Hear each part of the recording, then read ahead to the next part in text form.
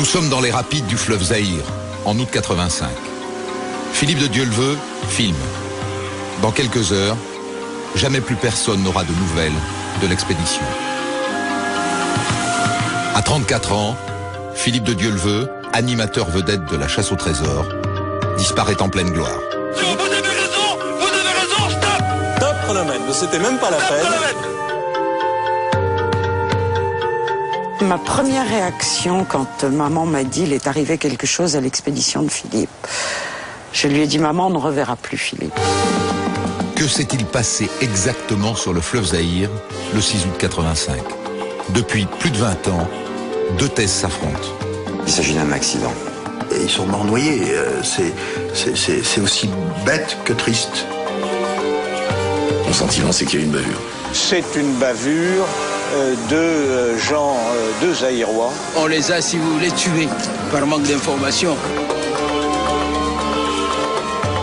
Plus de 20 ans après le drame, le fils de Philippe de Dieuleveux, Tugdual, devenu journaliste, reprend l'enquête.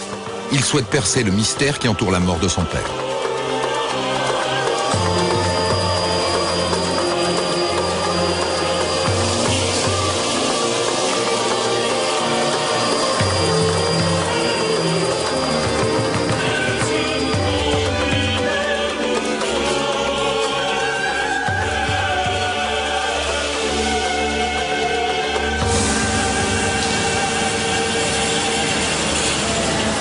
Direction la République démocratique du Congo, au cœur de l'Afrique.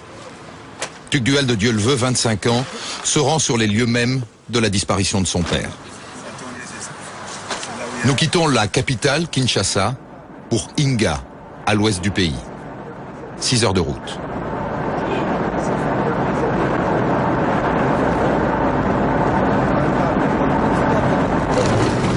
Il y avait pas mal de problèmes avec les autorisations. On a toutes les autorisations, on peut faire ce qu'on veut maintenant.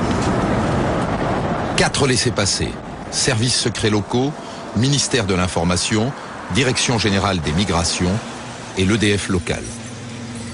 C'est là les autorisations. Donc voilà. Nous arrivons dans une zone sensible, protégée par l'armée zaïroise. Nos 4 autorisations sont en règle. Monsieur Bonnard, un agent des services secrets congolais, est monté dans notre voiture pour nous guider.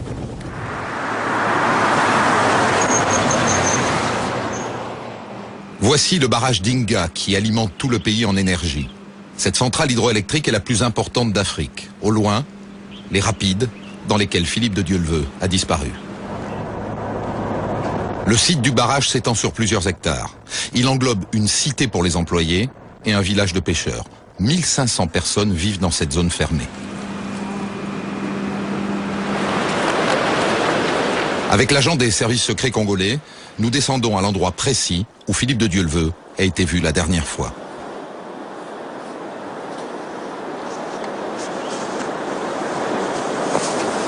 Nous croisons des pêcheurs. En souvenir des naufragés français, ces rapides ont désormais un surnom. Mais là, on a donné là-bas, ce site-là, France. Parce que là, on a venu crocher ces petits canaux-là. C'est pour cela qu'on a donné nom de France. De France. Oui. À cause des bateaux qui se sont... À cause des bateaux qu'il a crochés là-bas. Oui.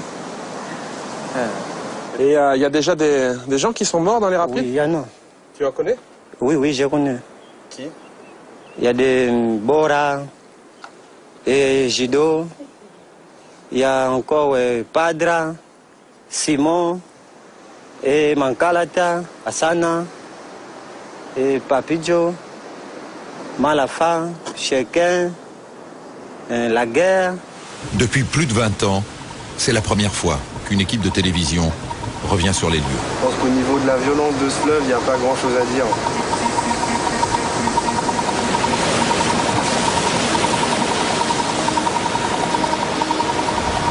À la disparition de son père, Tugdual de Dieuleveux avait 4 ans.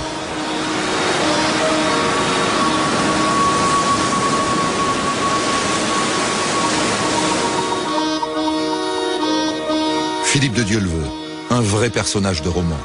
Né en 1951 à Versailles, scout, et enfant de chœur, milieu catholique traditionnaliste. Sang normand, cœur breton. L'arbre généalogique remonte au XIe siècle et aux croisades. Philippe de Dieuleveux a une grande famille, 7 frères aînés. 2 ont fait carrière dans l'armée.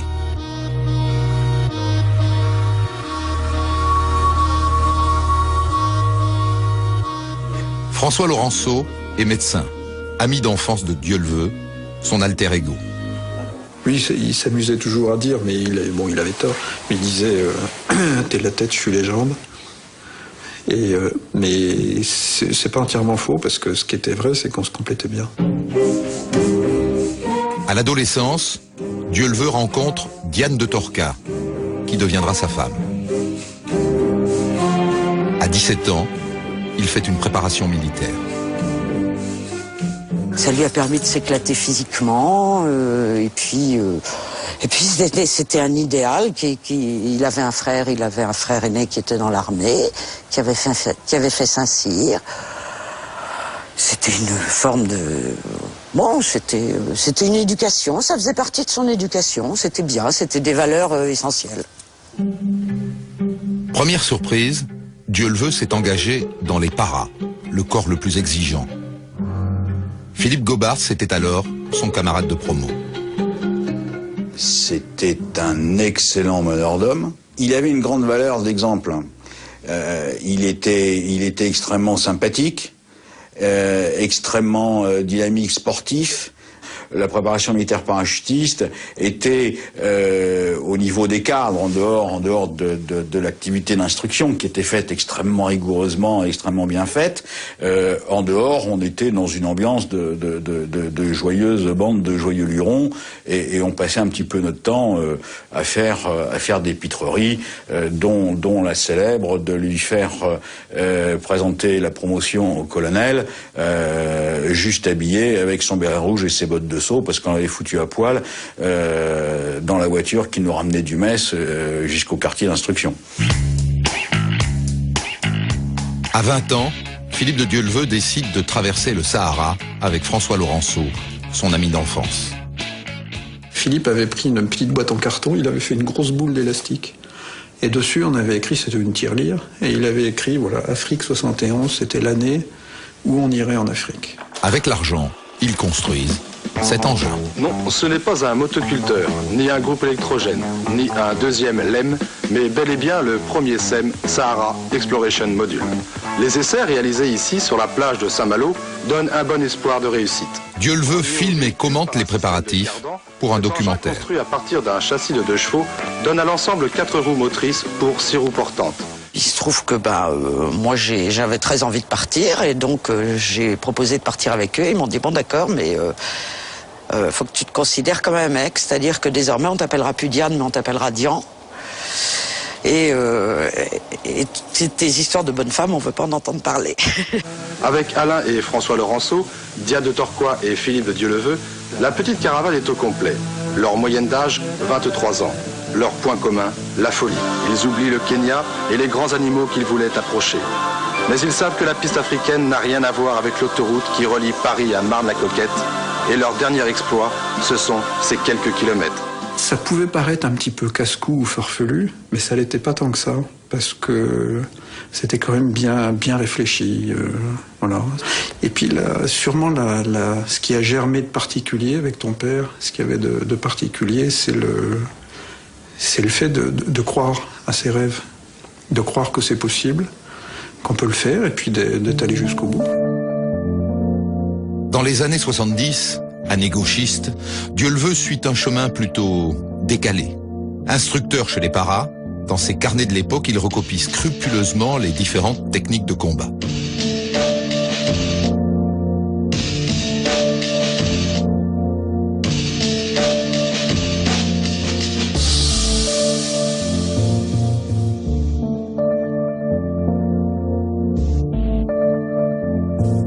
Patrice Franceschi est écrivain et aventurier lui aussi. À l'armée, il était l'élève de Philippe de Dieuleveux. Il a un tempérament de soldat. Je ne parle pas de militaire. Je parle de soldat, ce qui est autre chose. Spirituellement même. La rigueur, l'effort, le travail bien fait, le dépassement. Pour une jeunesse qui était un peu ardente, nous, on trouvait à se défouler de cette manière-là. Sauter en parachute, marcher, courir, tirer, etc. Rien de très original, mais ce qui nous différenciait beaucoup des autres qui étaient tout autour de nous, c'était justement qu'il avait et que j'avais cette conception du soldat par rapport au militaire. Le para Dieu le veut a 26 ans. Il est alors contacté par Bob Denard, le mercenaire qui prépare un coup d'État en Afrique. Philippe, comme tant d'autres, et moi-même, on était un peu dans cette ambiguïté de jouer l'élite de l'armée française, officier, parachute, etc., sans avoir jamais entendu siffler des balles, quoi. Bon, il y avait un peu cette envie de se confronter nous-mêmes à la réalité de la guerre. Bon. Donc je pense que c'est dans ce cadre-là, on n'en avait pas discuté, parce qu'évidemment tout ça, il y avait le folklore du secret, du confidentiel, donc je savais pas que Philippe de Dieu le veut avait rencontré Bob Denard à peu près à l'époque que moi pour la même aventure où on n'a pas été, et où du reste on a bien fait de pas y aller, parce que ça a été un sacré traquenard, puisque c'était une aventure complètement loupée. Plutôt que de jouer les mercenaires au Bénin, Philippe de Dieu le veut participe à un jeu télévisé, la course autour du monde. Avant l'île de Pâques, Philippe était à Santiago, où le gouvernement chilien Il doit réaliser des reportages aux quatre coins de la planète. Du régime du général Pinochet. Philippe de Dieu le veut, qui a 26 ans, de Viroflay, qui a emporté une coupe. Dieu le veut ne gagne pas, mais il sait déjà ce qu'il veut. Quel est votre vœu? Quel est votre vœu? Et le même que celui du 25 septembre 1977. J'espère que la course sera un tremplin pour une vie professionnelle dans le domaine du reportage. Et puis je voudrais également souhaiter... Un bon entendeur, salut. Après la course autour du monde, Dieu le veut entre comme caméraman à Antenne 2. Mais il mène une vie parallèle. À la même époque, il est recruté par la DGSE, les services secrets français. Oui, bien sûr qu'il faisait partie de la DGSE, c'était évident. Tout le monde le sait. Tout le monde le sait. À quel niveau, je ne sais pas. Moi, je ne sais pas à quel niveau. Il y a peut-être des gens qui le savent, qui ne veulent pas le dire. Il y a peut-être des gens qui ne savent pas et qui disent des choses. Moi, je ne sais pas. En tout cas, je suis sûr qu'il faisait partie de la DGSE. C'est la seule chose que je peux dire. Ça, je le sais. Et je le sais même parce que lui, il me l'avait dit. J'en ai eu la preuve entre les mains, après son décès, où Diane, son épouse, m'avait demandé de venir faire le tri dans ses papiers militaires, et où j'ai vu les convocations. Les convocations, les voici. Des stages commando dignes d'OSS 117. Février 1978. Chers camarades, nous vous demandons de vous présenter en tenue civile tout-terrain au rendez-vous suivant. Sortie gare de Bayonne. Quelqu'un viendra prendre contact avec vous de 9h à 9h30, le dimanche 18 février 1978. Vous aurez dans la main gauche le journal Paris Match. Votre équipement militaire vous sera fourni. Munissez-vous seulement de votre paire de Rangers si vous en possédez une, et qu'elle soit bien faite à vos pieds. L'année suivante, nouvelle convocation dans les Pyrénées. Cette fois, l'objet du stage est précisé. Technique de guérilla en zone rurale.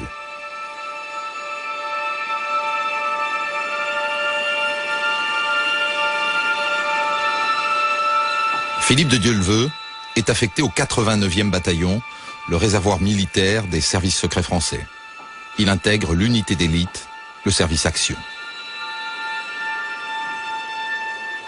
Nous avons rencontré l'amiral Pierre Lacoste, le directeur de la DGSE, au moment où Philippe de Dieu le veut en faisait partie. Le service action, si vous voulez, ce sont des gens qui ont eu dans la vie militaire une spécificité particulière. C'est des parachutistes, des chuteurs opérationnels. Ce sont des anciens de régiments spécialisés dans la recherche du renseignement, etc.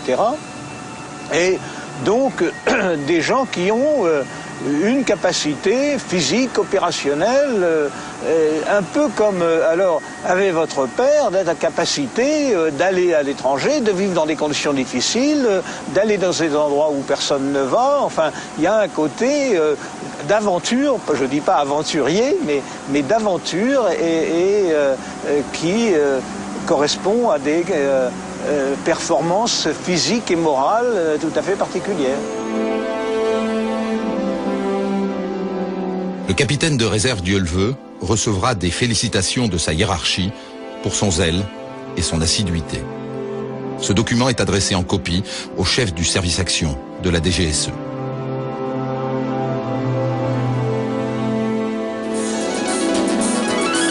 En 1980, la vie de Philippe de Dieu le veut prend un tournant décisif.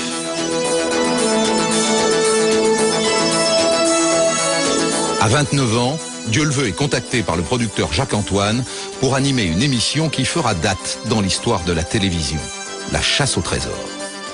Au départ, il n'était pas enthousiaste du tout. Quand je lui ai proposé ça, alors quoi, un jeu, enfin, il m'a pas fait bébert, mais enfin, c'est ce que ça voulait dire, quoi. Lui, il voulait faire du beau, du grand, du... Décidément, la chasse au trésor vous emmènera vraiment partout sur la planète, aux quatre coins de la planète, puisque je me trouve sur la place de la Révolution de La Havane sur l'île de Cuba. Derrière moi, le portrait du Che, et devant moi, la colonne de la Révolution, avec à ses pieds la statue de José Martí, le père de la Révolution cubaine. Je suis donc à La Havane, sur l'île de Cuba, pour le démarrage de cette émission. Je n'en reviens pas moi-même et je donne un grand coup de chapeau au producteur de la chasse au trésor de nous avoir amenés ici. Alors je lui avais dit, il faut qu'on te voie loin, donc je prends un truc rouge, orange, enfin... Le rêve des autres animateurs, généralement, s'ils pouvaient tous se mettre en rouge ou en orange, ils se mettraient en orange. Ils le font pas parce que quand même, ça serait un peu ridicule. Mais quand même, c'est quand on veut se montrer, c'est quand même... Lui, c'est le contraire. Lui, il voulait la tenue léopard. Bon. Mais enfin, il a quand même compris mon raisonnement et il est parti dans Paris et il est revenu avec effectivement une veste rouge. Mais il n'y avait pas de pantalon. Alors il m'a dit, mais ma femme, ta maman, va me teindre un pantalon, etc. Donc, et il est parti avec sa veste rouge et son pantalon rougeâtre.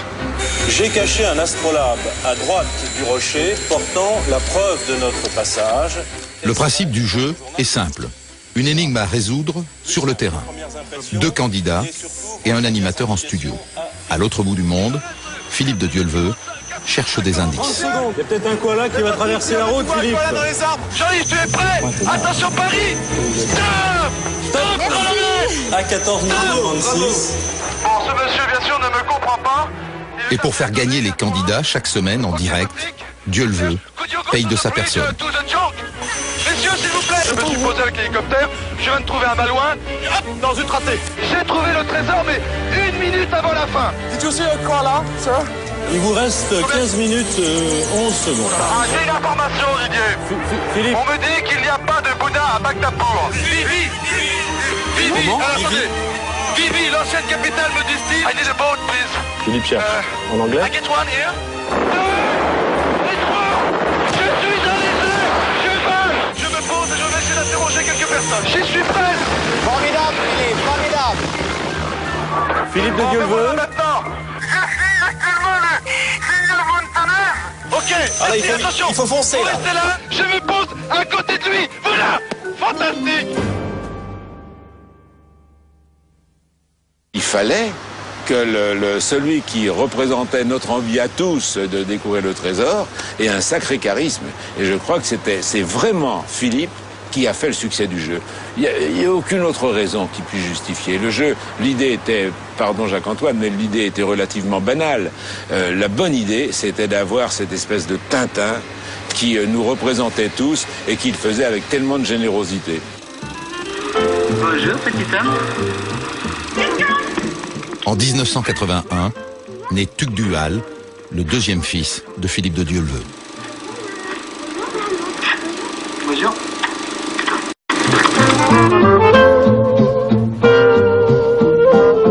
En 4 ans d'émission, Philippe de Dieu le veut devient une star. Il reçoit des milliers de lettres d'admirateurs.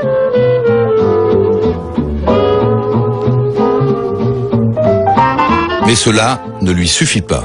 Il s'engage aussi pour l'ONG Médecins sans frontières, dont il filme l'émission. Les seuls soins apportés à la population depuis 3 mois ont été ceux du docteur Ronnie Broman en mission exploratoire pour Médecins sans frontières. Ouvre la bouche. Koulbous, frontière soudano-tchadienne. La véritable motivation de Dieu le veut, c'est l'aventure. Au Tchad, il filme la guérilla qui tente de prendre le pouvoir. Des images rares qu'il revendra à TF1. Position libyenne, les forces armées du Nord d'Issenabré ont installé leur PC principal. Bon, viens ici, gardez l'écoute et après avoir fini l'appel collectif, vous passez votre communication. Oscar 3. Il interviewe même le chef des rebelles, Hissène Habré. Des zones occupées par les fans, à savoir dans la région du Wadaï géographique. Pour Médecins sans frontières, il passait les frontières en fraude. Quand il est allé au Cambodge, c'était en fraude. Quand il est allé au Nicaragua, c'était en fraude. Quand il est allé en Birmanie, c'était en fraude. Et en fait, c'était à ce moment-là, tout le monde me dit tu devais pas vivre quand il faisait la chasse au trésor. En fait, j'avais pas peur quand il faisait la chasse au trésor. Mais j'étais plus inquiète quand il partait faire les films pour Médecins sans frontières parce que j'avais pas de nouvelles de lui pendant 3 semaines. Je savais qu'il passait des frontières en fraude et je savais pas ce qui se passait de l'autre côté. Pour Médecins sans frontières, Dieu le veut filme tous les points chauds de la planète. Entre l'URSS, l'Irak et la Turquie, le Kurdistan iranien. Plus de 62 000 réfugiés laotiens, vietnamiens et cambodgiens. C'est seulement à Iriba que l'on craint vraiment une attaque ennemie. Ne pas oublier qu'ils sont kurdes et qu'ils ont certaines raisons de ne pas s'agenouiller. Le retour se fera de nuit, pour éviter les bandes armées. Novembre de la même année, à mi-chemin entre Phnom Penh et Bangkok. Près de 10 000 Indiens se sont réfugiés du Nicaragua au Honduras. Il ne faut pas oublier que le problème cambodgien reste toujours posé. Car c'est sans doute là que les Libyens porteront leur prochain coup. Comme beaucoup d'autres, il a vendu quelques moutons pour acheter au marché d'armes le fusil, symbole de sa liberté. Question. Dieu le veut, s'est-il servi de l'ONG Médecins sans frontières pour couvrir ses activités d'espion? On sait quand même depuis déjà de nombreuses années que des couvertures de médecins humanitaires, de journalistes, le plus souvent, parfois d'hommes d'affaires, etc., sont des couvertures classiques et traditionnelles. Il suffit de lire n'importe quel SS, n'importe quel roman d'espionnage pour savoir qu'ils sont utilisés. Donc, est-ce que ton père les utilisait à certains moments? C'est fort possible. Il n'y a pas de doute. De toute façon, et pour conclure, je pense que s'il le faisait, de toute façon, c'était d'une manière... Comment trouver exactement les mots? C'était noble. Sur une map monde, Dieu le veut trace au feutre ses multiples destinations. Il passait une journée à la maison et puis il repartait pour 3 semaines de tournage pour Médecins sans frontières. Il revenait et repartait.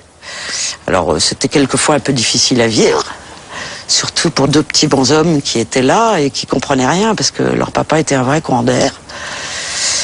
Alors comme je disais, ils attrapaient des rhumes parce que leur père était un courant d'air.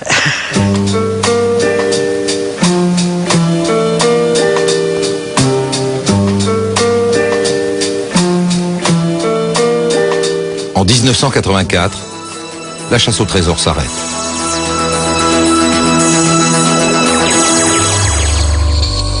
Au même moment, Philippe de Dieuleveux est contacté par un certain André Hérault, pilote à la retraite, qui monte un raid d'aventure sur le fleuve Zaïre, la fameuse expédition dont Dieuleveux ne reviendra pas. L'expédition s'appelle Africa Raft. Elle est parrainée par le journal Paris Match. Elle doit partir de Bujumbura, au Burundi, et descendre le fleuve Zaïre jusqu'à l'océan. Une traversée de l'Afrique d'est en ouest sur 3000 km. Une première. L'expédition compte 8 personnes. André Hérault, l'organisateur, François Laurenceau, l'ami d'enfance, Richard Janel, un photographe de match, Marc Gurnaud, un caméraman, Guy Colette, un chef d'entreprise belge. Il y a aussi un mécanicien, Angelo Angelini, et un technicien audiovisuel, Lucien Blockmans. 2 autres personnes resteront à terre pour assurer l'intendance, Thierry Sadoun et Gérard Daboville. À l'époque, Daboville vient de traverser l'Atlantique à la rame. C'est lui qui a conçu les canaux de l'expédition Africa Raft. Je crois me souvenir que le diamètre des boudins devait être de l'ordre de 80 cm et la longueur de plus de 8 mètres, ou 8 mètres 50, donc c'était vraiment quelque chose qui pouvait porter énormément. On aurait pu mettre une bagnole sur un raft, hein, c'était, voilà. J'ai été voir Sillinger, pourquoi? Parce qu'il faisait du pneumatique, avec des tissus particuliers, notamment il faisait tout ce qui était usage armé, travaux publics, etc. L'expédition compte 2 canaux.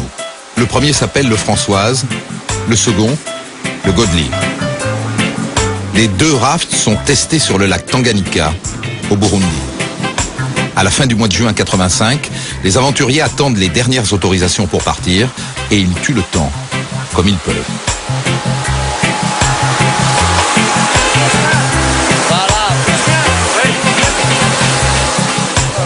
Le crocodile de l'hôtel fait les frais de leur blague. De nuit. Un week-end, Dieu-le-veut et ses compagnons partent chasser.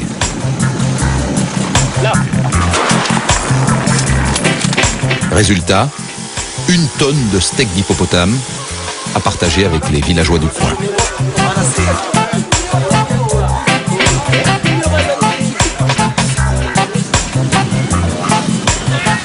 Le 2 juillet 85, ils quittent enfin les rives de Bujumbura, la capitale du Burundi, et ils traversent le lac Tanganyika. Philippe de Dieu-le-veut commence son reportage. Il y a des rapides, c'est certain. De quelle force on l'ignore. À l'endroit exact également. On sait que c'est avant Nyamba. Peut-être vers 60 km, je ne sais pas. De toute façon, on le verra. On descend la rivière. Mais il y a déjà eu des expéditions sur cette rivière? À ma connaissance, pas. Bon, on était parti avec 6 armes. On a dû les laisser à Bujumbura. Donc partir sans être armé, c'est comment dirais-je, un petit problème ou pas? Partir sans être armé, c'est un problème dans la mesure où quand même c'est une sécurité. Et puis, un petit peu de viande de temps en temps, ça améliorerait l'ordinaire. Mais enfin, c'est pas un impératif. 2 jours plus tard, le 5 juillet, les rafts s'engagent sur le fleuve Zaïre. Première alerte. On a croisé des militaires. Ils nous ont mis en joue en nous demandant d'arrêter au bord de la rivière. Bon, là, c'est comme dans les films, c'est-à-dire que les réflexes, ça va à toute vitesse. On voit à 15-20 mètres de nous quelqu'un qui épaule une Kalachnikov. Bon, bah, on se dit, le mec, s'il tire, on y passe, quoi. Donc, François Laurenceau, qui barrait le bateau, si mes souvenirs sont exacts, s'est transformé en feuille de papier à cigarette, a accéléré d'abord, et en même temps, il s'est transformé en feuille de papier à cigarette. En se couchant, moi, j'ai dû plonger au milieu des bactones à l'avant, et Philippe a plongé à l'eau en s'accrochant pour se protéger au cas où le gars tire. Il n'a pas tiré. C'est la seule fois qu'on en ait rencontré. Pendant 2 semaines, les 2 rafts descendent le fleuve Zaïre sans problème. Navigation paisible.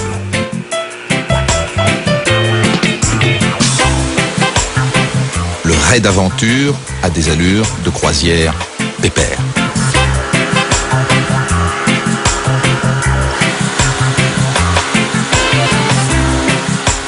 C'est la première fois que ces images de Philippe de Dieu-le-veut sont diffusées. Avec sa société de production Passeport Bleu, il comptait en faire un documentaire à son retour. Les bivouacs, la pêche, la vie de l'expédition, Dieu-le-veut filme tout. Bonjour. Bonjour. Très bien, on peut acheter du pain ?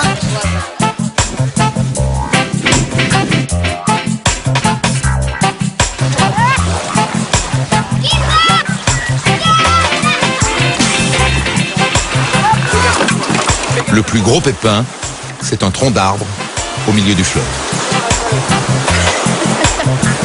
Votre type et Françoise, parlez.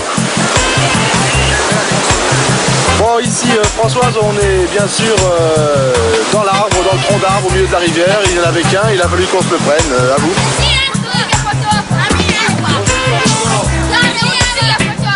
Le 18 juillet, les aventuriers arrivent à Kisangani, grosse ville au centre du Zaïre. Ils sont à mi-parcours. Les 2 rafts repartent le jour même vers Kinshasa, mais sans Philippe de Dieu-le-veut, qui rentre en avion sur Paris avec Marc Gurneau. Il a fallu partir à un moment donné, donc on a quitté l'expédition. Donc moi, c'était des raisons professionnelles, lui, c'était des raisons familiales. Philippe, il est rentré parce que d'abord, primo, j'étais enceinte jusqu'au cou et qu'il m'avait promis qu'il serait là quand j'accoucherais. À Paris, Dieu-le-veut a aussi rendez-vous avec Jacques Antoine. Le producteur lui propose de lancer une nouvelle émission. Je le vois encore, on avait une fenêtre qui donnait sur une cour, là, sur les Champs-Élysées, derrière. Là. Et je le vois encore en ombre chinoise, il réfléchissait, il balançait la tête, comme ça.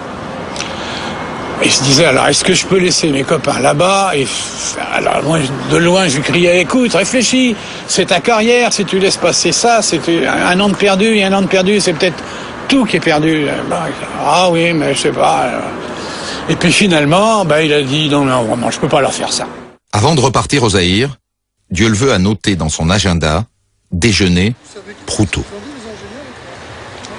Christian Proutot s'occupait à l'époque de la sécurité de l'Élysée. Il préparait avec Dieuleveux un documentaire sur les super gendarmes du GIGN. Mais ce jour-là, Dieuleveux voulait aussi lui parler d'autre chose.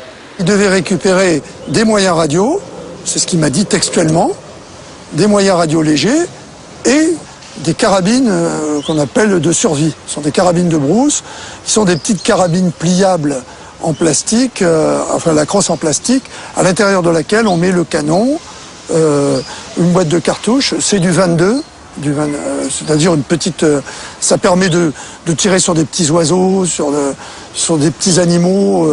C'est pas très puissant, mais ça permet de faire la survie. Le 30 juillet 1985, Philippe de Dieuleveux appelle Jean-Louis Amblard, un ami chef d'entreprise. On a dîné ensemble, il m'a dit l'expédition a pris du retard, il y a une place de libre, si tu veux venir, j'en ai parlé aux autres, je sais que ça t'intéresse, si tu as envie de venir, on part dans 2 jours. J'ai dit oui et c'est comme ça que je suis parti, que je me suis retrouvé début août à Kinshasa. L'expédition au complet se reforme sur un quai de la capitale zaïroise. Nous sommes le 1er août, 5 jours avant le drame.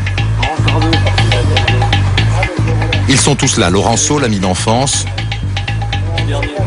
Jean-Louis Amblard, le chef d'entreprise, tout dernier arrivé. Comme d'habitude, Dieuleveux filme.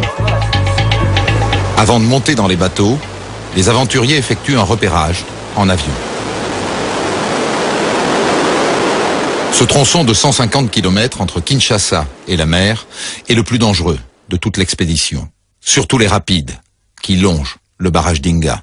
À bientôt. Allez, au revoir. 5 jours. Ouais, on reviendra. Nous avons reconstitué les dernières heures de l'expédition. Le 3 août au matin, les 2 rafts quittent le quai de Kinshasa et entament la descente du fleuve. À la sortie du port, ils croisent le Kamanyola, le bateau du président zaïrois Mobutu. Très vite apparaissent les premiers pièges. Un navire s'est même échoué sur les rochers. Quand nous passons dans les remous, il est impossible de diriger le bateau. Il y a des tourbillons qui font peut-être un diamètre de 5, 6, 7, 8 mètres. Et le bateau se met dedans et il faut attendre d'en sortir. Voilà les tourbillons, ce style de tourbillon. Et voilà, nous sommes attirés par le tourbillon. Impossible donc de se diriger.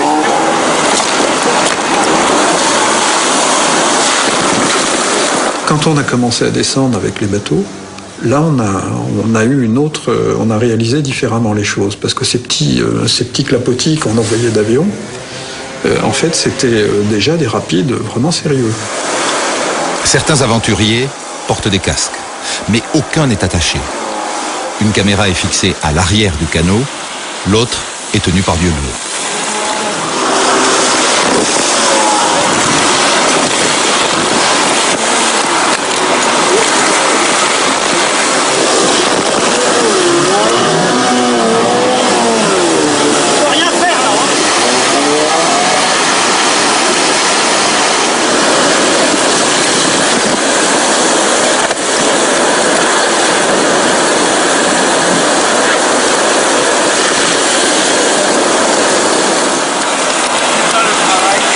Les mecs. Oh la vache. Comme ça. Oh là là là là. T'as eu peur? Ouais, on peut le dire. Ouais, impressionné. Très impressionnant. Et le bateau ne s'est pas retourné, il tient bien? S'il s'est retourné, je m'en suis pas rendu compte. Bon, on va voir Inga ou pas? Ah ouais, on va le voir du bord. On met les sandwichs au bord et on regarde. Et toi, Jean-Louis? C'était pas mal, surtout quand j'étais au trapèze, ça m'a fait des sensations fortes. Ben moi j'étais sur l'autre bateau, il y a André qui a failli se foutre à l'eau et puis Nelson qui s'est coupé au menton, mais sinon tout va bien. Il y a eu un blessé, docteur? encore rien, petite égratignure. Non. Petit machin pour désinfecter tout ça. On va pas le voir. Voilà. On avait qui a un genou qui saignait, qui une bosse sur le bras, qui... on avait vraiment été surpris et très secoués.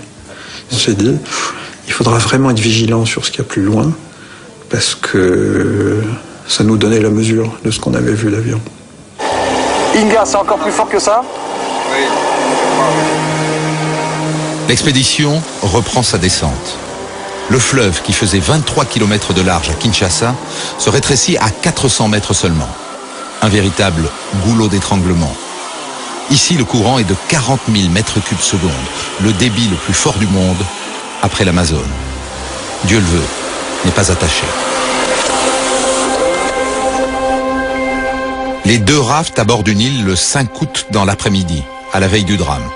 L'île aux hippopotames, dernière halte possible avant les rapides les plus dangereux, ceux qui longent le barrage d'Inga. Les 9 aventuriers installent leur campement. Une fois que j'ai eu les pieds posés sur le sable de cette île, je me suis dit, je remonte pas dans le bateau. C'était j'arrête. On avait fait faire une grande moustiquaire, donc on dormait à 3 dessous, avec Jean-Louis et Philippe. Quand on est allés tous aller se coucher, on avait parlé, on avait donné des points de vue, mais la décision n'était pas prise. Les conciliabules continuent jusqu'à 3 ou 4 heures du matin. Certains veulent poursuivre, d'autres veulent s'arrêter.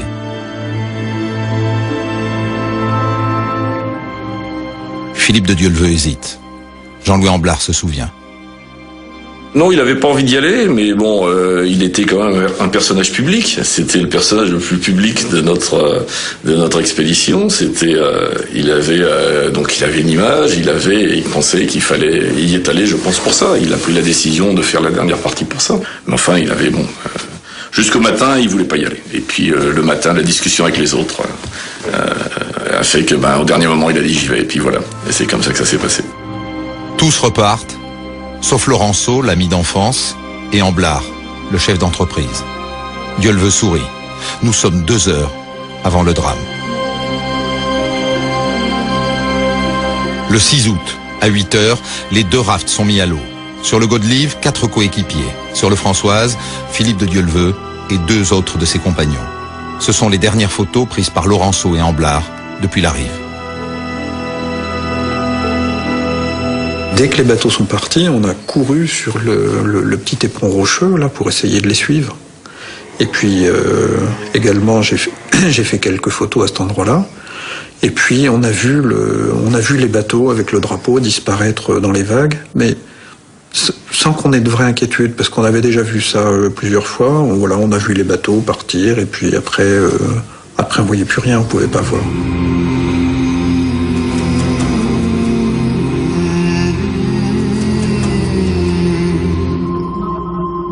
On avait une radio qu'on avait gardée mais qui n'a jamais marché. On a essayé d'être en contact avec eux, ça n'a pas marché. Et puis on a commencé à tourner sur l'île avec François pour essayer de trouver un moyen de passer de l'autre côté parce qu'on n'avait aucune idée de la façon dont on pourrait se sortir. Et puis 1 heure ou 2 plus tard, est apparue la tête d'un pêcheur là, entre deux arbustes.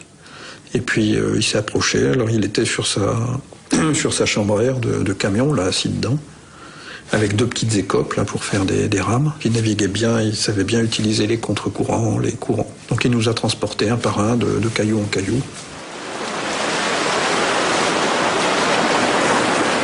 Sur le fleuve aujourd'hui, les pêcheurs se déplacent toujours de la même façon. Ils longent la rive pour ne pas se laisser entraîner par les rapides. À Inga, nous avons retrouvé le pêcheur qui avait sauvé Laurenceau et Amblard sur l'île aux hippopotames. Il habite toujours la cité administrative, près du barrage.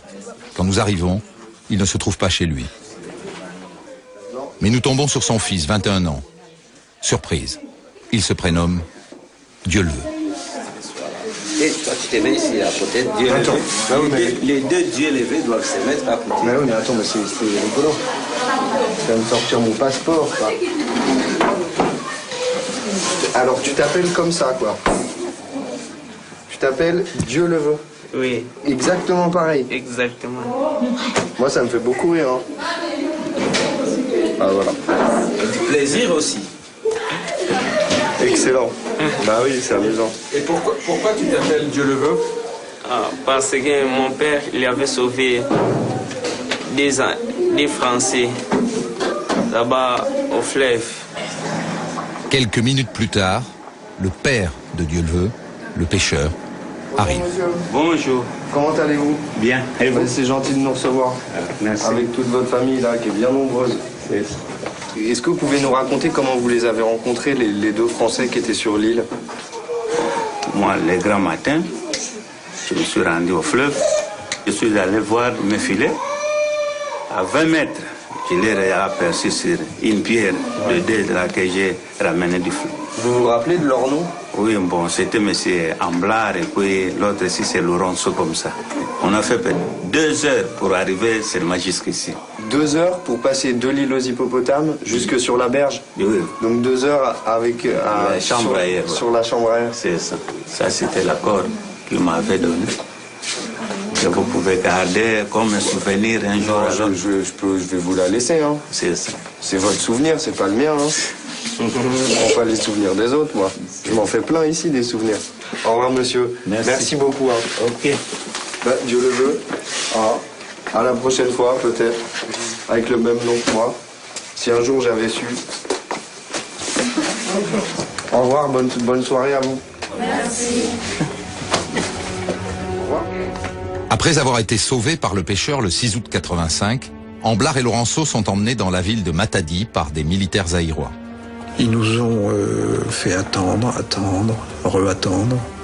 Et puis, pour finir, à la nuit, commençant à arriver, fait entrer dans un bureau. Il y avait une sorte de quasi-tribunal avec une quinzaine de personnes en face de nous. Et puis, un feu de questions. Qu'est-ce que vous êtes venu faire? Pourquoi? Comment?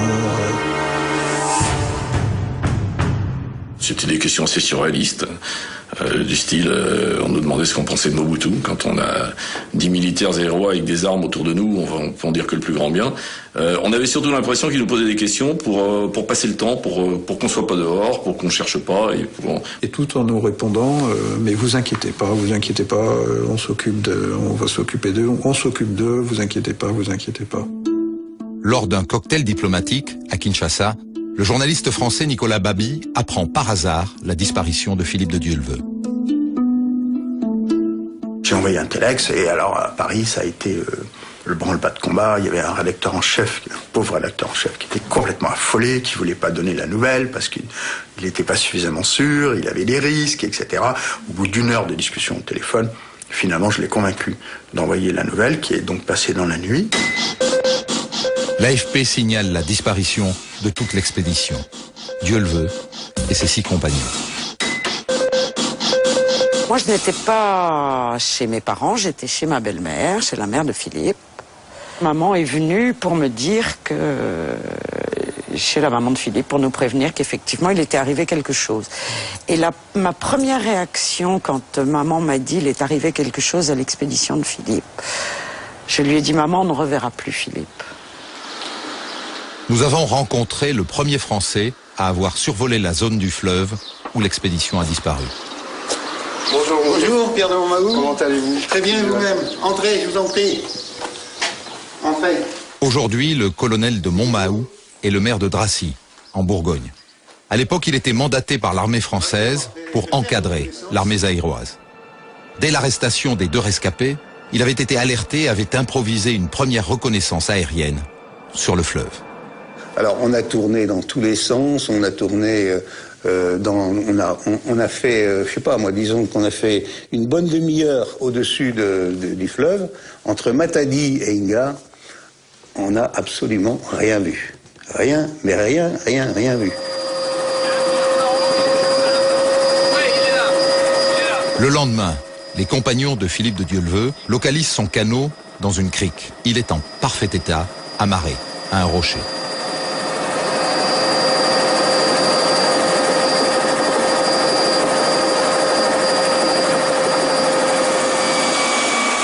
Trois jours après la disparition de Dieuleveult, Ses amis Gérard Daboville, François Laurenceau et Marc Gurneau filment leurs propres recherches, financées par Paris Match. Bon Gérard, tu en penses quoi toi alors en voyant le bateau? Bah écoute, ce bateau il a passé les rapides. Oui. Pratiquement sans avarie. Regarde-moi. Ce qui est d'ailleurs extraordinaire. Tu peux voir les différents points qui ont morflé. Hein. Montre-moi. C'est extraordinaire. Là par exemple, tu tombes sur le cadre qui donc avant était parfaitement circulaire, faisait le tour du boudin. Ouais, je vais faire un gros plan tout à l'heure. Tu vois comme le cadre est cintré, donc le bateau a pris un choc terrible ici sur le côté, qui a été amorti par le boudin, qui a malgré tout cintré le cadre sur ces deux coupes. Ouais. Tu vois que le flotteur a parfaitement résisté, ce qui est d'ailleurs extraordinaire vu la violence du choc qu'il y a dû avoir. Ouais. Et ensuite, il y a dû avoir un autre choc qui a tendu à écarter les deux flotteurs. Tu vois le tableau arrière, la façon dont les trous, les boulons sont pétés sur le côté et non pas vers le haut ou vers le bas. Donc, si tu veux, il n'y a pas eu d'avarie majeure sur ce bateau. Il est arrivé ici par ses propres moyens. Avec ou sans quelqu'un à bord, c'est ça la grosse question. Le lendemain, les compagnons de Dieu le veut localisent le second canot échoué sur les rochers. Ils filment le Godelieve entièrement dépecé par les pêcheurs. Il ne reste que sa structure métallique.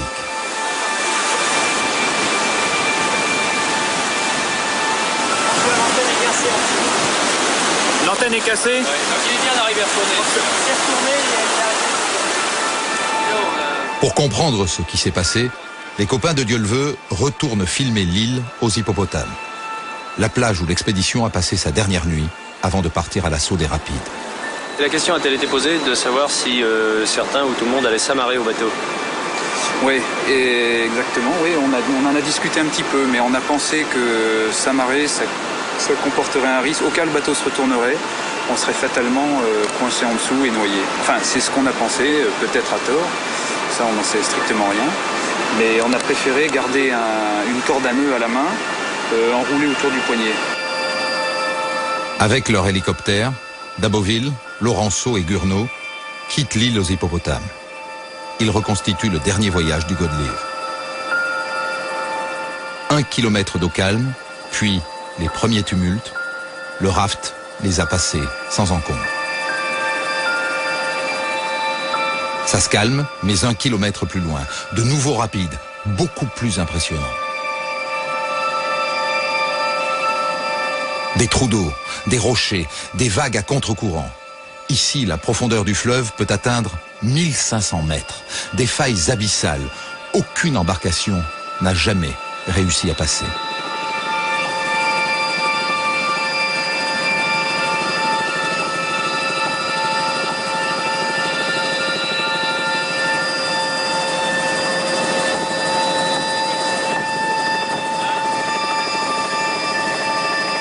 Quelques dizaines de mètres plus loin, le canot se trouve sur la rive, échoué.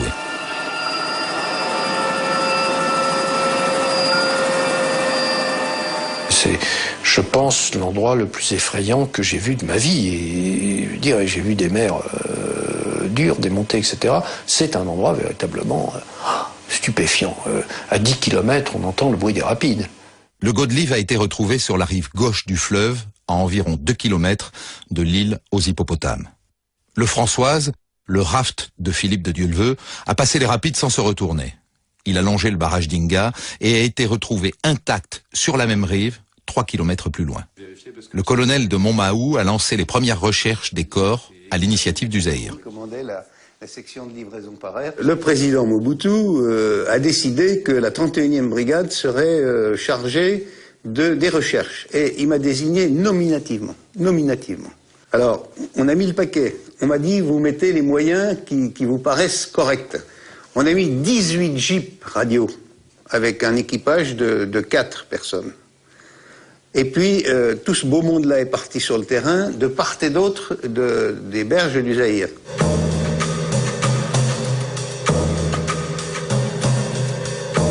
Philippe de Dieu le veut et son équipe sont toujours introuvables.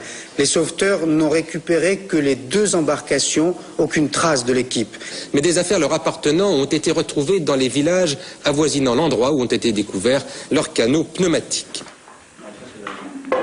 L'armée zaïroise récupère des gamelles et des sacs dans plusieurs villages de pêcheurs de la zone d'Inga, en particulier à Bataki Menga, une bourgade de 450 habitants. 20 ans après, nous sommes retournés dans ce village.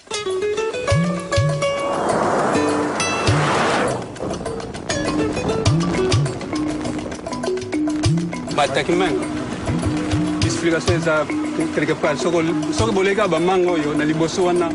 Bataki Menga est de l'autre côté du fleuve.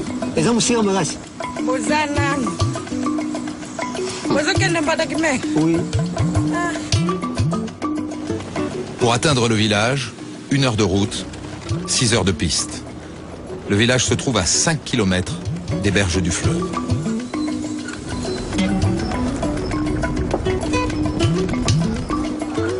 Nous rallions Bataki Menga à la tombée du jour.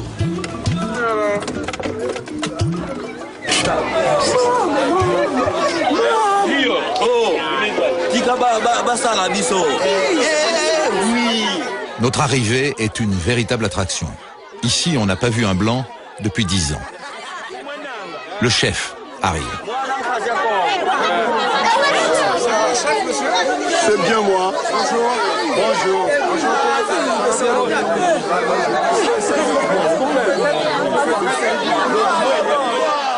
Le chef du village nous emmène devant sa case pour nous parler de l'expédition Dieu le veut. Il y a 20 ans, 1985. 85, je connais l'époque. Voilà. Et donc en fait, nous on est ici pour rencontrer et chercher des gens qui auraient vu les bateaux ou qui se souviennent de l'époque, des souvenirs. Voilà. On n'a pas vu le bateau, mais moi aussi je suis là. Ouais. J'ai une partie de votre petit digne. Hein? Ouais. Les déchets. Ouais. Hein? Voilà, j'en ai à la maison. Ah bon? Non. Bah, touriste, on a vu ça. Le déchet de votre digne là était passé dans la fleuve. Hein? On a ramassé. Hein?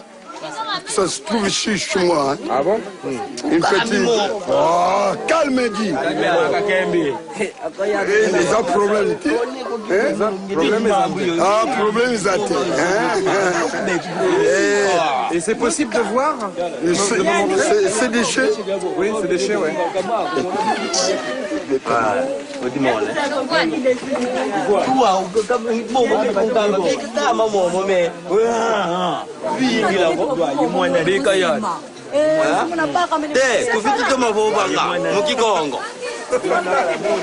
Vous les voyez? C'est les déchets ramassés dans le fleuve. Hein? Le fameux déchet, un bout de caoutchouc du canot. On peut encore lire la marque Sillinger.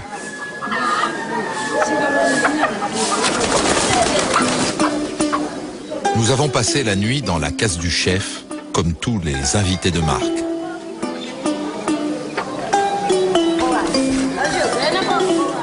Au matin, la vie du village reprend son cours. Les corvées, la réparation des filets. Nous interrogeons les villageois sur les objets appartenant aux Français.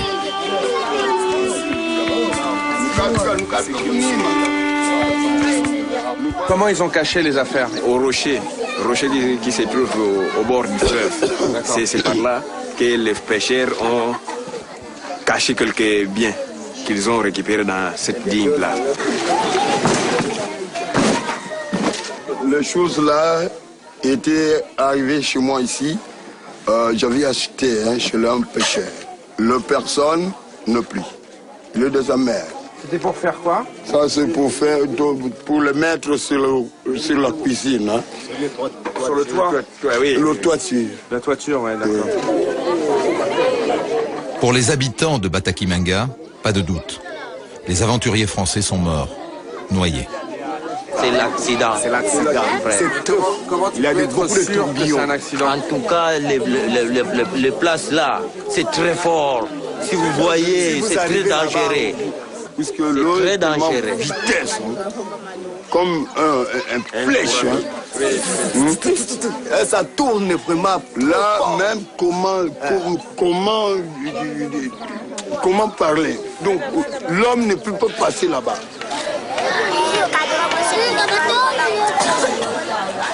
« 14 jours après le drame, le 20 août 1985, une première victime a été retrouvée.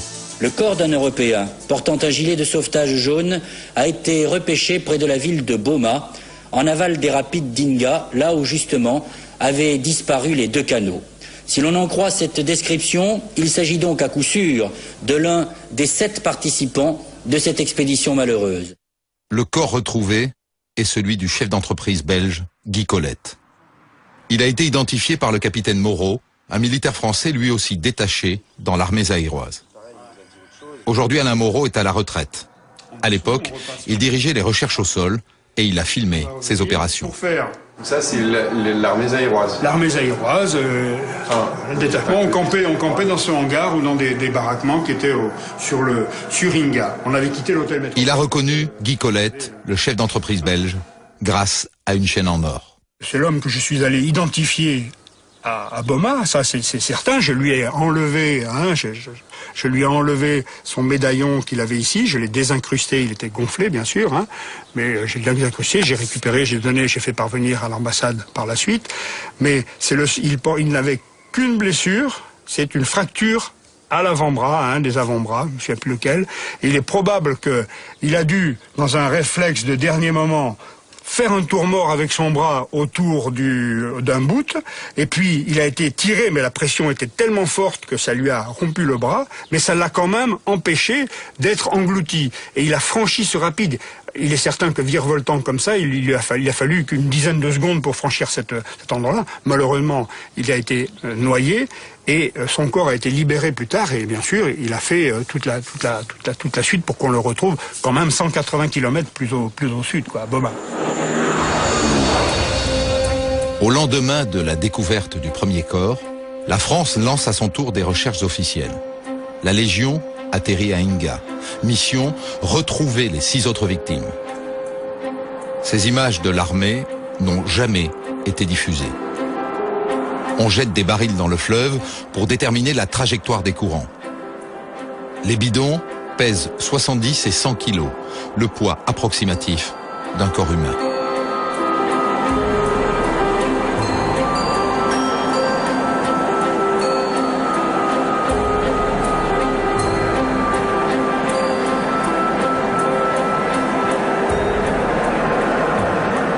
Dès que nous avons largué le premier bidon, on s'est aperçu qu'il, quelques secondes après, il passait sous le fleuve et ressortait en gros une quarantaine de secondes après. Et ceci, 1500 à 2 km plus loin.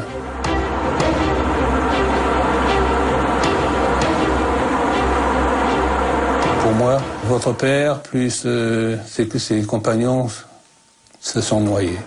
Quand les bateaux sont arrivés dans le fond, ils ont été happés par le courant et sont vraisemblablement restés engloutis sous les roches.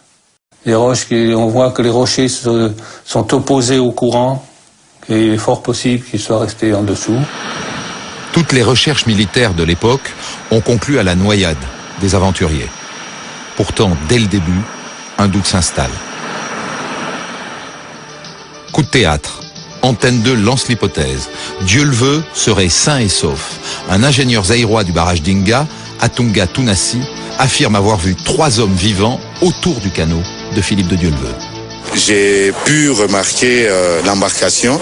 Tout de suite, je n'ai vu personne, mais 5 minutes après, j'ai vu quelqu'un sortir de l'embarcation, aller vers la rive, revenir dans l'embarcation, prendre un sac et retourner sur la rive. En faisant attention, après, alors j'ai vu 2 personnes debout dans l'embarcation qui rangeaient des sacs jaunes, identiques à ceux que j'avais vus avec les 2 qui avaient abandonné l'expédition. Et là, ils avaient l'air blessés, ils avaient l'air en difficulté physiquement? Non, comme vous le voyez sur place ici, je ne peux pas dire exactement s'ils étaient en difficulté.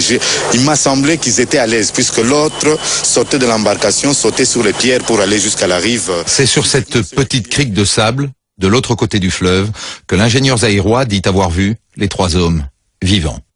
François Laurenceau, l'un des rescapés, l'avait interrogé à l'époque. Et alors évidemment, la question qu'on lui pose, c'est est-ce que ces personnes étaient des blanches ou noires? Et il nous a répondu, je pense que c'était des blancs. Ils étaient blancs, ils étaient 3. Quand il a vu les 3 hommes au loin, à Tonga-Tunasi, l'ingénieur zaïrois se trouvait sur l'aérodrome d'Inga, au bout de la piste. Son témoignage est-il crédible? Nous sommes retournés sur place.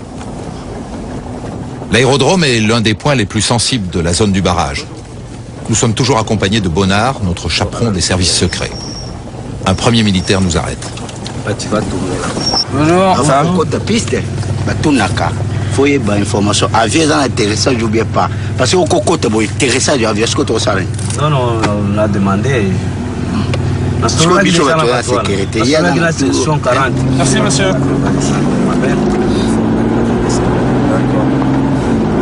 C'est vrai que ce serait dommage de se prendre en avion.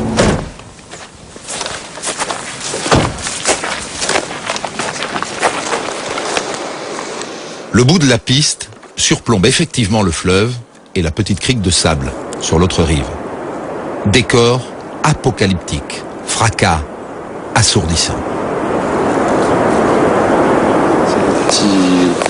Ce rocher-là, c'est celui qui est juste là. Tout à coup, d'autres militaires nous interpellent pour nous contrôler à nouveau. Tu viens ici, non? Moi, je t'appelle, toi, tu m'as dit que... Comment tu me grondes comme ça? Au lieu de me demander de venir, tu m'appelles en me grondant. Je suis une autorité quand même, tu ne peux pas m'appeler comme ça? Moi, je suis une autorité. Hein? Je suis une autorité. Tu connais mon grade que j'ai? Tu viens. Est-ce que tu connais mon grade? Bon, monsieur, hein? laissez à filmer. Allez. Je vais appeler ton commandant. Tu es quel officier? Notre garde du corps des services secrets se fait remonter les bretelles. Moi, c'est quoi? Fais gaffe, toi. Moi, c'est quoi? Fais gaffe. C'est toi qui dois faire gaffe. Hein? Tu dois faire gaffe. Cet échange en dit long sur la tension et la vigilance qui règnent ici. Nos autorisations de tournage n'ont pas été transmises. De faire le reportage au niveau de l'aéroport, c'est interdit. Non, Plusieurs services concurrents surveillent la zone sans grande coordination. C'est interdit. Non, c'est interdit, non. On a justement fait toutes les démarches pour pouvoir filmer le fleuve à partir d'ici. Non. Après 20 minutes de négociation, nous avons finalement le feu vert pour descendre à l'endroit précis où se trouvait Tatunga Tunasi, l'ingénieur zaïrois. Notre interprète nous accompagne. Et voilà, côté, il y a même... on reconnaît tout parfaitement. Vraiment.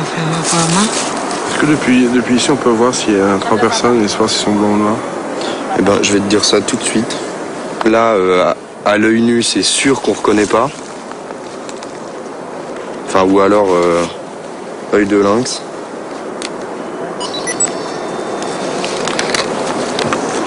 Mais bon, l'ingénieur Tunasi, il avait pas un écran LCD et un zoom comme ça, quoi. À cette distance, environ 1 kilomètre, difficile de dire si on peut distinguer un blanc d'un noir. L'ingénieur zaïrois a reconnu par la suite qu'il n'avait pas de certitude quant à la couleur des personnes autour du canot. À vos tours 2 de unité. Malgré tout, l'armée zaïroise envoie aussitôt le capitaine Moreau sur la petite crique de sable blanc. Il retrouve de nombreuses affaires qui viennent du Françoise, le canot de Dieuleveux. Chang, le surnom de Dieuleveux. Ouais, ça, c'est des achats que Philippe avait fait à l'aéroport. Ouais, c'est ça. C'est des photos de Philippe et une carte d'Afrique sans annotation particulière. Des affaires sont cachées aux 4 coins de la crique. Cachées donc sous la pierre, là. Sous la pierre, là. Oui. Et François. Beaucoup de matériel là-bas, au fond, dans ce trou. Là. Bien caché, hein, bien enfoncé. Bien enfoncé et protégé. La telle vidéo était donc... Autre bizarrerie, le canot de Dieuleveux n'est plus là. Pour le capitaine Moreau, ces bizarreries s'expliquent. Le François s'est échoué sur cette plage. Les pêcheurs sont venus, ont embarqué un maximum de choses, et ils ont planqué le reste, bien sûr pour qu'on ne le trouve pas, et ils ont relâché le bateau. Ils ont relâché le bateau pour qu'effectivement on ne vienne pas sur cette plage venir chercher ça où ils avaient l'intention de venir. Voilà. Le bateau est reparti, et on le retrouve 1 kilomètre plus tard, plus loin, qui vient s'échouer sur une plage naturellement. Il vient se mettre à l'intérieur, bloqué dans les rochers, et c'est là où on l'a retrouvé. Au terme des recherches, les gouvernements français et zaïrois concluent que les 7 aventuriers se sont noyés accidentellement. Mais une autre thèse circule alors au Zaïre, la thèse de la bavure, une bavure de l'armée zaïroise, qui aurait tué par erreur Philippe de Dieuleveux et ses coéquipiers. Le barrage d'Inga se trouve non loin de la frontière avec l'Angola, pays alors communiste, grand ennemi du Zaïre. Le Zaïre redoutait en permanence une attaque de mercenaires étrangers dans cette zone. Le barrage assure toute l'énergie du pays. Une attaque contre Inga peut paralyser tout le Zaïre et faire tomber le régime du président Mobutu. Le 6 août 85, lors du passage de Dieuleveux au pied du barrage, la zone est justement sous alerte militaire maximale, couvre-feu. Des soldats zaïrois ont été envoyés en renfort des 2 côtés du fleuve. D'après ce qu'on a compris, ils nous avaient pris pour des mercenaires cubains envoyés par Kadhafi pour faire sauter le barrage d'Inga. Donc il y avait une certaine tension. Ils étaient vraiment à la recherche des gens qui avaient été repérés la veille par un pêcheur sur l'île aux hippopotames et qu'ils avaient pris pour des mercenaires. Nous avions que du matériel de couleur kaki.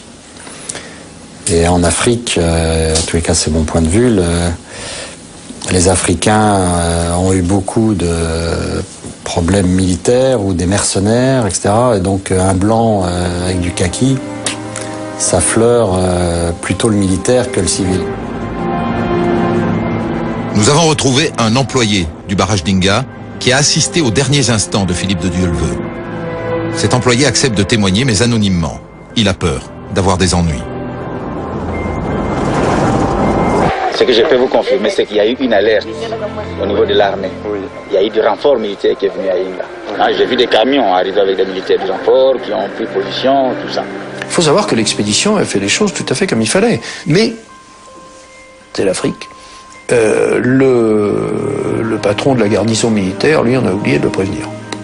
Le message prévenant de notre arrivée, qui avait été envoyé de Kinshasa, était resté sur leur téléscripteur et n'avait pas été transmis au service de sécurité du barrage. Vers 9h du matin, le canot de Dieuleveux apparaît à environ 250 mètres des militaires zaïrois postés sur les rives. L'employé du barrage est alerté. Moi j'étais au bureau, il y a un balayeur qui est venu nous appeler. Tout le monde était au courant de l'histoire. Ouais. Il nous dit en Congo, venez voir, les hommes dont on a parlé hier vont passer. Ils sont là, je les vois. Et nous étions tous curieux. On sortait précipitamment de nos bureaux pour aller voir. C'est précisément à ce moment-là qu'un message venait d'arriver qui annonçait que c'était une expédition tout à fait pacifique qui venait et qu'il ne fallait pas, il ne venait pas pour faire du mal à qui que ce soit. Devant moi, mais c'est en tout cas au militaire qui était devant Inga 2, il a dit ne tirez pas, ils sont en ordre. Ce que j'ai vu observer moi comme geste de la part de ceux qui étaient dans l'embarcation, ils ont quitté leur embarcation. Ils se sont mis dans l'eau, mais ils sont restés accrochés. D'accord. On distinguait bien leurs gilets jaunes, les cheveux noirs. Donc, on les distinguait bien. Vous voyez, là, le fleuve n'est pas très large. Ils sont passés, nous sommes restés à regarder. D'accord. Qu'est-ce qui va se passer? On savait qu'il y avait un danger là-dedans. Mais comment ils vont faire pour passer? Et on a vu. À ce moment-là, ils étaient toujours accrochés en dehors du bateau. Non, plus loin, ils sont remontés dans l'embarcation. D'accord. Oui. Avant d'atteindre l'endroit le plus dangereux là, il y a des vagues. D'accord. Hein? Moi, je me souviens avoir vu l'embarcation monter sur une vague. Elle est descendue, on ne la voyait plus. Et puis, on a vu un bout à un moment donné. Donc, il y avait des vagues. Elle m'a monté sur des vagues. Et puis, plus rien. On ne voyait plus rien. On est resté quelques minutes pour voir plus tard l'embarcation qui voguait vers la rive droite, mais apparemment vide. J'ai dit, moi, je me souviens avoir dit, apparemment l'embarcation est vide, il n'y a plus d'occupants. Et non, ils doivent être là. Moi, je dis, regarde bien, c'est vide. Donc, à mon avis, c'est là où quelque chose s'est passé. L'employé du barrage est le dernier à avoir vu Dieuleveux vivant, 1 minute avant sa disparition. Bizarrement, à l'époque des recherches, les autorités zaïroises l'ont empêché de témoigner. Quand les enquêtes sont venues, moi, on m'a enfermé dans un bureau. On dit, toi, tu parles beaucoup, on n'aimerait pas que quand tu arrives ici, que tu puisses parler. Nous gardons la version qui a été donnée, la version officielle, on ne dit plus rien d'autre. La version officielle de la noyade, Isidore Kamongo n'y croit plus depuis longtemps. Aujourd'hui, il est directeur des programmes à la télévision nationale. Impossible de réaliser une interview dans son bureau, la télé est un site sensible au Zaïre. Caméra interdite. Alors nous le retrouvons au bar du coin. À l'époque, Isidore Kabongo a suivi toute l'affaire Dieu le veut pour la radio d'État. On avait reçu comme consigne, comme on disait, embargo sur l'affaire d'un mercenaire. C'est des mercenaires. Mais c'est en écoutant les radios étrangères que tout d'un coup nous avons su qu'il n'était pas question de mercenaires, que cette expédition-là avait reçu l'autorisation des plus hautes autorités de chez nous. Donc à ce moment-là, tout le monde a commencé à se dire ici qu'il y a quelque chose qui n'est pas tout à fait clair là-dedans. Et petit à petit, on a donné une autre information. Et je me souviens très bien que les dépêches venaient de la présidence. Les dépêches venaient de la présidence. Voilà ce qu'il faut dire. Et on les lisait textuellement. Pour Isidore Kabongo, ce sont bel et bien des militaires zaïrois qui ont provoqué la mort des aventuriers français. C'était plus grave qu'une bavure. C'est-à-dire, moi je crois que par manque d'information, on les a, si vous voulez, tués par manque d'information. Vous dites que l'armée les aurait tués et que Mobutu aurait couvert cette histoire. Mais ça, c'est ce que nous... Ce n'est pas ce que moi je dis, mais c'est ce que nous savons maintenant. Nous savons très bien qu'il y a eu ça. Il a couvert ça. 10 jours après la disparition, les 2 rescapés de l'expédition, Laurenceau et Amblard, ont été évacués précipitamment de la zone d'Inga. Les Zaïrois nous ont laissé partir. Il fallait qu'on signe un papier, comme quoi on n'avait rien entendu, on n'avait rien vu, il n'y avait pas eu de coup de feu. De toute façon, dans des circonstances comme ça, la première chose que vous faites, vous signez le papier. Et on nous a mis vraiment... Ils voulaient vraiment qu'on parte. Et c'est pas les Zaïrois qui voulaient vraiment qu'on parte, c'était les Français qui sont arrivés qui voulaient vraiment qu'on parte. Quels ont été les termes employés, je ne sais plus, mais on n'a pas eu le choix de rester sur place. C'était bon, maintenant c'est bien, vous avez fait ce qu'il fallait, mais maintenant vous nous laissez faire et vous rentrez. Là, on se pose des questions. Il n'y aurait pas eu tout ça, on serait dit, bon, ils sont noyés. C'était la première conclusion à laquelle on devait arriver. Mais devant toute cette espèce d'agitation et de folie, on s'est dit, c'est passé quelque chose. Plus troublant encore, le chef des services secrets français, Pierre Lacoste, a fait mener des investigations informelles par des agents de la DGSE. Selon lui, les conclusions étaient claires. Ce que j'ai retenu, c'est que malheureusement, c'est une bavure de gens, de Zaïrois, qui ont fait une bêtise, qui ont perdu les pédales, ont assassiné votre père, et après ça, ont tout fait pour camoufler ça. Donc, en lançant des rumeurs et en lançant des fausses pistes. Voilà ce que je retiens, moi, de ce que j'avais regardé à l'époque. Ça me semble être l'hypothèse, on ne peut pas affirmer, mais en tout cas, de beaucoup, la plus vraisemblable. Nous sommes puissants, nous les chrétiens. Le diable dit quoi? Il dit frapper les vaisseaux à 2 endroits, à la main ou au front. Nous avons la puissance, nous siégeons dans les lieux célestes, nous décidons dans le gouvernement céleste du Père, du Fils et du Saint-Esprit. Amen, amen. Honoré Gbanda est aujourd'hui pasteur évangélique en France. En 85, il dirigeait les services secrets zaïrois, l'AND. Son surnom, Terminator. Il admet aujourd'hui qu'une bavure a pu avoir lieu, près du barrage. Qu'il y ait eu une opération militaire et qu'il y ait eu des bavures qui seraient gardées ou cachées au niveau des militaires, je parle au conditionnel, il est fort bien possible que si cela a eu lieu, l'AND ne soit pas au courant. C'est pour cette raison que pour moi, je dis que je ne peux pas affirmer qu'il y a eu bavure, comme je ne peux pas exclure qu'il n'y ait pas eu bavure. Au Grand Hôtel de Kinshasa, rendez-vous avec Édouard Mokolo, ancien bras droit du président zaïrois Mobutu.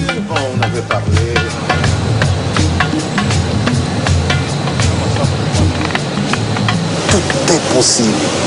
Tout est possible. Mais ce que je peux démentir, c'est qu'au niveau des autorités zaïroises de l'époque, puisque j'étais ministre des Affaires étrangères, qu'il y ait eu quelque chose, par exemple, ou un ordre pour faire quoi que ce soit.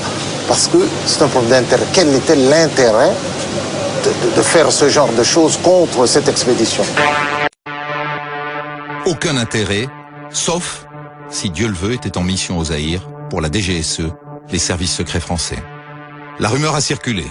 D'autant qu'au moment de sa disparition, une crise d'espionnité aiguë secoue la France. Une autre affaire partage la une des journaux. Le sabotage du bateau de Greenpeace, le Rainbow Warrior, rattache des services secrets français. Le site d'Inga, l'une des zones les plus sensibles du continent africain, pouvait susciter la curiosité des services de renseignement. On n'allait pas visiter le barrage d'Inga ni la centrale n'importe comment. Il fallait évidemment toutes les autorisations et c'était pas particulièrement facile de les avoir. C'est certain, c'était contrôlé. C'était contrôlé, mais un barrage de cette importance, une centrale hydraulique de cette importance, c'était assez normal que ça soit contrôlé. Mais pour ceux qui connaissent les lieux, l'hypothèse d'une mission d'espionnage depuis les Rapides ne tient pas. C'est beaucoup plus simple d'arriver au barrage Inga par la route que par le fleuve, et qui d'ailleurs est éloigné du barrage, puisque le barrage, il utilise une branche du fleuve, et en fait, il est à quelques kilomètres de l'endroit où d'ailleurs l'expédition a disparu. Bon, et puis alors, le barrage, il faut savoir, il était contrôlé par les techniciens occidentaux, c'est normal, des Américains, des Français, des Belges, puisque c'est les cadres économiques de ces pays-là sont souvent des Blancs. Donc, si on voulait vraiment avoir des renseignements sur le barrage, il suffisait de leur demander. Moi, je pense que l'hypothèse que la mission ait pu servir de couverture à je ne sais quelle opération de la DGSE est fantaisiste. Terminator, l'ancien chef des services secrets zaïrois, reconnaît que la DGSE était chez elle, au Zaïre. Nous avions un représentant des services français en permanence auprès de moi. Il était détaché auprès de moi. Donc je l'ai eu et il s'était occupé, il a suivi de près cette affaire parce qu'il était en contact avec tous mes agents dans le bas Zaïre à l'époque. Je l'avais mis directement en contact avec eux parce qu'il y avait une collaboration qui était à tous les niveaux. Il y avait des officiers de services français qui formaient même nos officiers des services de renseignement à cette époque-là. En 2003, la brigade criminelle de Paris a rendu un rapport sur la mort de Dieuleveux et ses coéquipiers. Conclusion. Les investigations entreprises auprès de la DGSE permettaient d'apprendre que si Philippe de Dieuleveux était bel et bien réserviste au sein du service Action, il n'était pas en mission au Zaïre. Le patron de la DGSE, alors en poste, Jacques Devâtre, écrit aux enquêteurs. Philippe de Dieuleveux a été en contact épisodique avec le service à partir de 1979. Sa situation était comparable à celle de tout réserviste de l'armée. En particulier, il n'a jamais effectué de mission opérationnelle. Reste une question. Si une bavure a eu lieu sur le fleuve Zaïre, pourquoi la France aurait-elle accepté d'étouffer l'affaire? À l'époque, le Zaïre était dirigé d'une main de fer par le maréchal président Mobutu. Ce qui fait la force d'un chef, c'est précisément la confiance dont il jouit de la part de son peuple. Le mouvement populaire de la Révolution, c'est moi son fondateur. Il n'y a dès lors pas d'interprète plus avisé que moi pour saisir la véritable portée de sa doctrine, qui se trouve être précisément le moboutisme, c'est-à-dire mes idées, mes enseignements et mon action. Mobutu Sese Seko a pris le pouvoir au Zaïre par un coup d'État en 1965. Durant toute la guerre froide, il a été un allié des Occidentaux en Afrique. Il avait été très ami des chefs d'État américains en particulier et de la CIA sans aucun doute. Il était aux yeux des Américains un rempart contre le communisme. Et il était une barrière au cœur de l'Afrique, hein, c'est certain. On y tenait. Car le Zaïre est un pays clé, un pays gigantesque, 5 fois la France. Des frontières avec 9 voisins et des ressources naturelles à foison. Or, diamants, cobalt, cuivre et uranium. C'est un pays important par rapport à l'Afrique.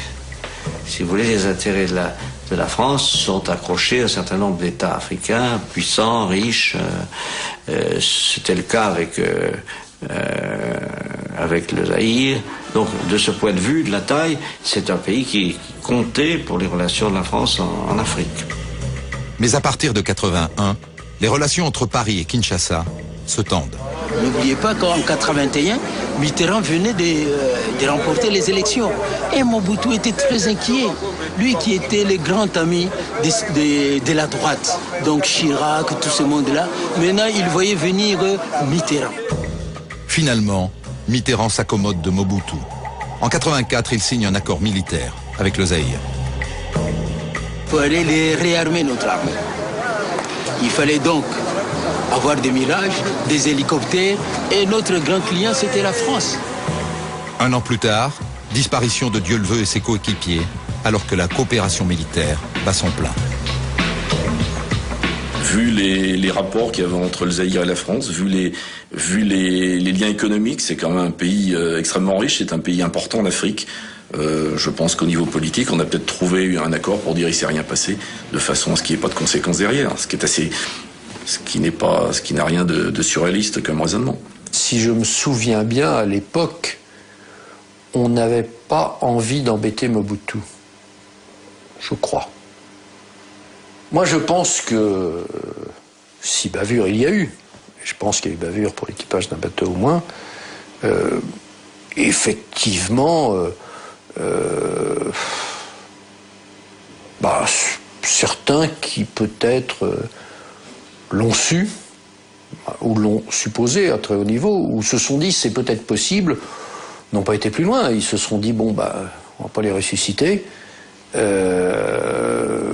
va pas démolir une politique africaine compliquée, etc. pour un événement comme celui-ci qui est fait, qui est ce qu'il est, qui est malheureux, et puis donc on n'a peut-être pas mis toute la pression qu'on aurait pu mettre. Voilà comment on peut dire les choses. Et bon, est-ce que c'est très critiquable? Bien sûr, mais en tout cas on peut comprendre ce genre de réaction. J'irai jusque-là. Nous quittons la zone d'Inga. 3e crevaison de la journée.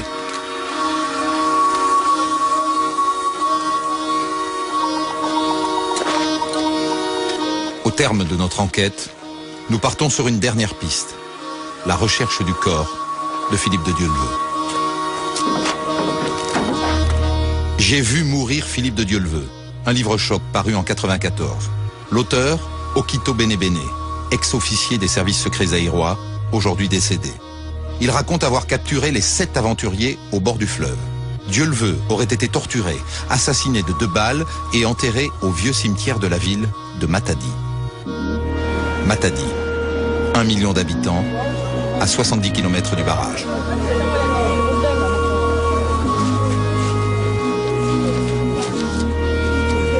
Sur la route d'Ango-Ango, nous arrivons au vieux cimetière catholique de Matadi, dans le quartier de Kikanga. Des centaines de tombes, mal entretenues, au milieu des herbes folles. La recherche commence. Dans son livre, l'officier des services secrets zaïrois donne quelques précisions. Là, il y a des pierres.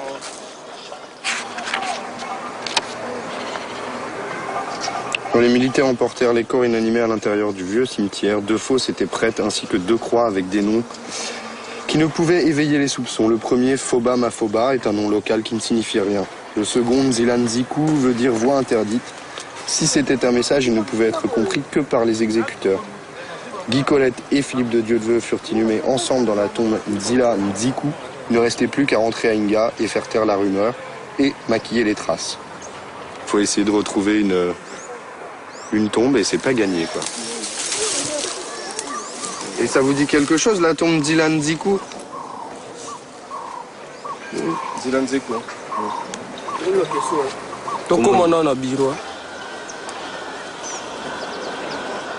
Nous allons à la rencontre du fossoyeur du cimetière. Bonjour monsieur. Bonjour.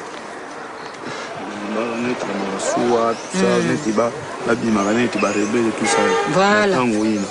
Façon inanimée tout blanc. Babi magane tu ba rebelle moi mutu pesa ka ba ina na livre na leri na aner. Il y a une personne qui livre. Est-ce que parce que basique quand il fait un ordre net façon que on est le même fois mais zika mais ba basique ba comme na chobo. Il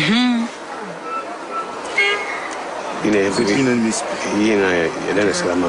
Il n'a pas parce que parce que betu vuanda kana mundele bamenda ukutana masu na maza bali kuja kwako bali kuja zika to bano stara de bulu malu malu bano tunga de bulu malu malu mindele bamenda ukutana nzali Donc c'est une histoire fausse.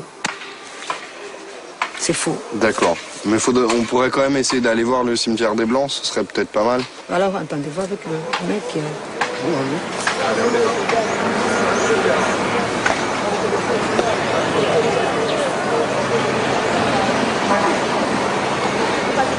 Après 3 heures de recherche, aucune trace de la tombe où serait enterré Philippe de Dieuleveux et Guy Colette. J'essaie de regarder s'il y a des noms, et là c'était Anne-Marie Habert.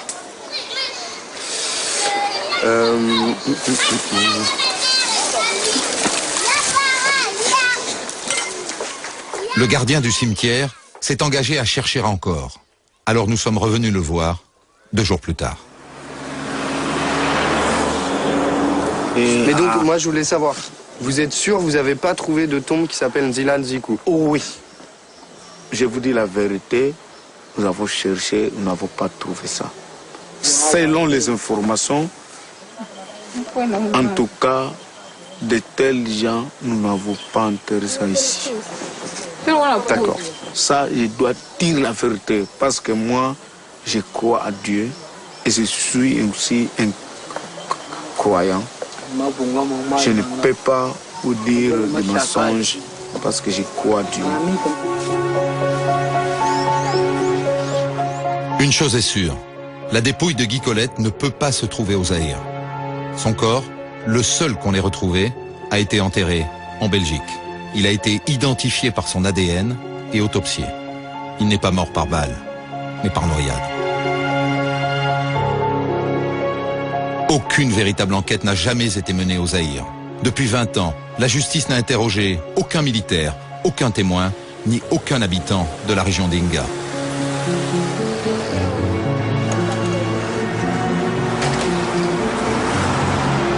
C'est un endroit où il y a des pêcheurs, il y a des chasseurs, il y a des gens qui savent que quand on tire, mais ça s'entend. Donc les pêcheurs peuvent très bien savoir d'où est partie cette détonation.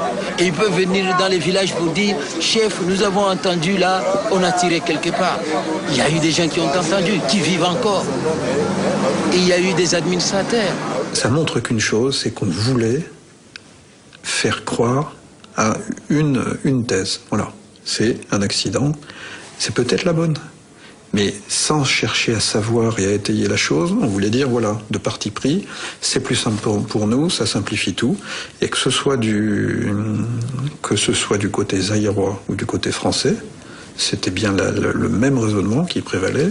Voilà, c'est un accident, vous énervez pas, c'est clair, et puis tout le monde rentre chez lui. Pour les proches de Philippe de Dieuleveux, sa disparition garde une part de mystère. Mon sentiment, c'est qu'il y a un bateau, le bateau il y a 4 personnes qui s'est retourné, qui se sont noyées. Et mon sentiment, c'est que les 3 autres ont réussi à passer en catastrophe et qu'après il s'est passé quelque chose. Et donc s'il s'est passé quelque chose, mon sentiment, c'est qu'il y a eu une bavure. Est-ce qu'on saura un jour avec certitude? Probablement pas. Voilà. Je me suis pas fait une raison, je me suis dit à 90%, je pense qu'il est dans l'eau, que leur bateau a chuté dans les rapides et qu'ils sont morts noyés. Reste le 1% qui fait qu'il s'est peut-être passé autre chose, quoi, je ne sais pas. Une bavure, une erreur, j'en sais rien. J'ai pas la réponse. Donc tu penses quand même plus pour une noyade? Le jour où j'ai vu le fleuve. Le jour où j'ai vu le fleuve, où j'ai vu les rapides, oui. Et puis peut-être que c'est plus confort pour survivre à tout ça. Philippe de Dieuleveux a disparu le 6 août 85.